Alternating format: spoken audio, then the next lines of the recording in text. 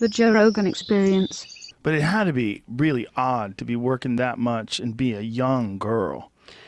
The balance it trained me to have is something that I don't think you are going to get taught any other way besides jumping in the deep end of the pool and hoping you know how to swim. That's the only way. There was no way I could have prepared for the amount of balance I would have to learn to kind of teeter because, you know, at one point, again, it went from, it was school, then it went from, you know, how much weed can I actually smoke and still play a teenage superstar on the Disney Channel? and then like What's the answer to that question? More than you would fucking think. I remember one time when, and I don't smoke anymore, and I'm sober. How long have you been sober but for? I've been sober since pretty much the vocal surgery kind of did it for me, because I just learned so much about the effects, which again you're just not taught.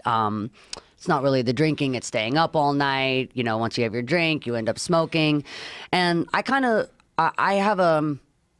I've become the face of a lot of things, kind of against my will, I guess, from my opinions. When you're someone in my position, your opinion becomes your identity, and it also becomes kind of almost like you kind of become this like preacher, or you become this, you know, they don't really let you just always have your own opinion. So I've decided to start telling people, I live my own lifestyle.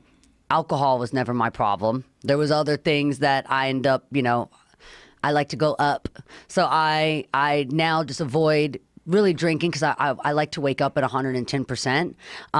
But it's never really been my problem, and I could see myself having a drink of celebration in the future. But I get so fucking hungover now that I'm like, why would I celebrate with like just feeling like a volcano's erupted in my brain, you know? So it's really just a personal preference, but it's definitely not anything that I promote in. I think it's a lifestyle everyone should be. I think everyone should experiment. It's a good time and you learn a lot of things about yourself and the people around you. But now I'm watching, I have younger siblings and they're going through that, and I don't know how my mom did it with me because it's scary. Yeah, I think if we're going to acknowledge the fact that all these things exist, cocaine exists, pills exist, marijuana exists, we should teach people how to do it right. Yeah. I mean, you're leaving children. It's the same thing with sex, right? Yeah. We leave children to there's the information that they're going to get is from other kids. Yeah. And if you're learning about sex from another 14-year-old or you're learning about coke from a 14-year-old, that's not good. Yeah. Like we play this game with children where we try to pretend that, you know, they live in a movie. All right, well, listen to this. It's actually funny you bring this up because I had the idea this week, not that I really have time to do this in the near future, but I would like to at some point in my life. I want to do my own children's book series of realistic children's stories.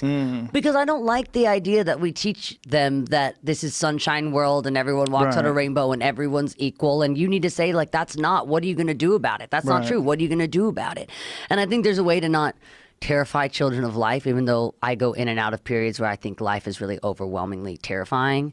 And that's coming from my position. And my position, I tell myself all the time, if you're not enjoying this life, honey, you got it coming in the next one, because I better fucking love this life. It's the best one. I couldn't imagine being in a different body and having a different experience. It's an awesome life if you do it the right way. It's an awesome life. And I didn't hurt myself beyond repair in my experiences. I survived, and I don't even mean heart still beating survival. I mean, I have a lot of people that love me around. I didn't kick all the people that had my best interest at heart out. That's where you die, is you kick everyone that says, hey, are you okay? You know, out. No, of course I'm okay. You don't trust me, get the fuck out. Right. And so now that I have people that I've had in my life, I feel that I have people in my life that I've known for 15, 20 years, and not many people in my position get to say that.